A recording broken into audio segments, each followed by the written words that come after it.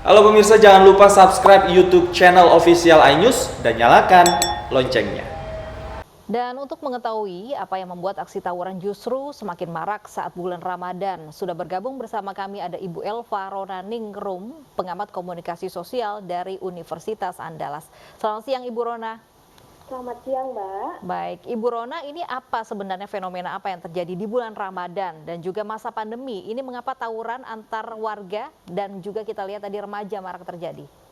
Iya, berbicara tentang fenomena tawuran di bulan Ramadan saat ini itu intensitas konflik antar remaja itu terjadi gitu ya. Malah kita sudah lihat dari pemberitaan meningkat justru di bulan suci gitu ya, di saat seluruh umat Islam sedang diminta untuk menahan diri dari hawa nafsu gitu ya, termasuk hawa nafsu untuk menyakiti orang lain, tetapi ironisnya tawuran terjadi gitu ya. Dan beberapa berita tadi yang sudah disiarkan, diinformasikan, justru ada yang disebut dengan bahu sahur on the road katanya ya, yang berniat memang pada saat ibadah di bulan puasa seperti ini menjalankan tawuran, jadi di jalanan. Nah, kenapa ini menjadi sesuatu fenomena? Karena aksi tawuran itu sendiri telah menjadi bagian atau subculture ya di wilayah perkotaan, sehingga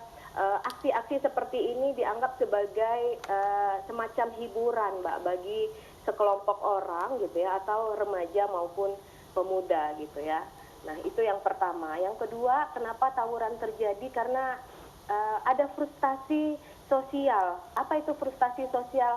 Frustasi sosial itu bermacam-macam gitu, berbagai persoalan sosial yang menjadi penyebab dasar maraknya tawuran di Indonesia yang terjadi hari ini. Ibu Rona, kalau kita lihat biasanya tawuran ini terjadi jelang atau setelah sahur ya. Ada alasan khususkah mengapa para remaja ini memilih waktu ini? Ya, memang tawuran itu hari ini gitu udah menjadi sebuah budaya ya, Mbak Stefani gitu. Karena apa? Orang lebih senang melakukan sesuatu memang di saat masih sepi gitu ya, dan seringkali waktu sahur itu dipakai untuk melakukan tawuran. Sebenarnya itu tren baru yang terjadi hari ini. Karena apa? Mereka tidak memiliki celah di siang hari gitu, karena kalau ketahuan tentu akan ribut dan tambah ramai seperti itu gitu ya, sehingga modusnya sekarang mereka melakukan provokasi melalui media sosial seperti Facebook gitu ya, WhatsApp gitu ya, atau bertemu di suatu tempat yang memang lebih baik dilakukan di saat sepi gitu ya, dan jelang sahur itu salah satu cara untuk melakukan aksi tadi gitu.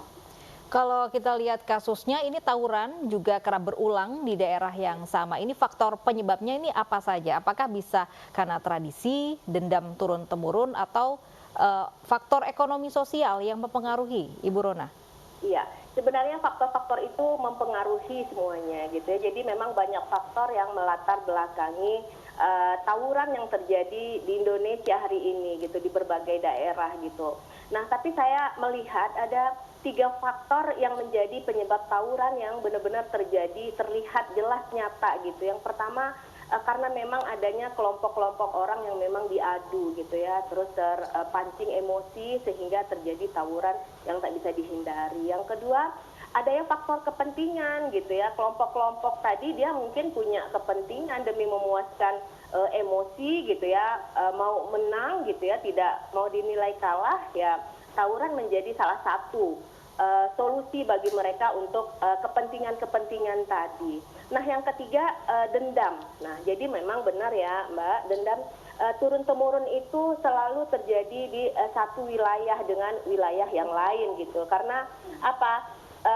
Selalu terlampiaskan pada saat bulan Ramadan gitu. Biasanya kan itu antar wilayah ke wilayah yang memang mungkin dendam ini sudah berkonflik sejak lama. Jadi sudah terjadi sejak lama, ada penyulutnya, maka terjadi tawuran tadi gitu. Ibu Rona, kebanyakan pelaku tawuran yang berhasil ditangkap hanya diberikan pembinaan. Perlukah ada sanksi yang lebih tegas untuk mencegah tawuran ini kembali terjadi? Iya, ya harus ya Mbak ya, karena apa? Sebenarnya tidak hanya keterlibatan keamanan saja, tetapi harus ada solusi-solusi yang memang harus bersifat kombinasi. Jadi istilahnya kombinasi pendekatan. Nah, apa itu kombinasi pendekatan? Yang pertama perlu adanya pengelompokan kasus untuk menyelesaikan tawuran, karena tidak semua kasus bisa diselesaikan melalui pendekatan gitu ya. Yang kedua adanya pendekatan cultural gitu namanya ya. Itu apa? Pendekatan yang dilakukan melalui dialog. Nah, bisa menjadi solusi untuk menyelesaikan kasus tawuran. Nah, yang ketiga yaitu tadi pendekatan keamanan memang tidak mutlak harus dihilangkan, memang harus ada gitu ya, karena ada kasus-kasus tertentu yang terlepas dari cara-cara melalui hukum. Misalnya apa? Pihak polisi harus memberikan efek jera juga dalam orang-orang yang terlibat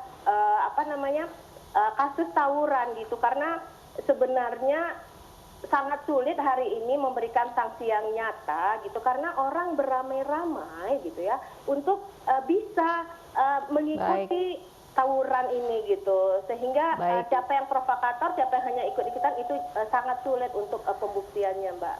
Baik, terima kasih Ibu Elva Ronaningrum, pengamat komunikasi sosial dari Universitas Andalas sudah bergabung bersama kami.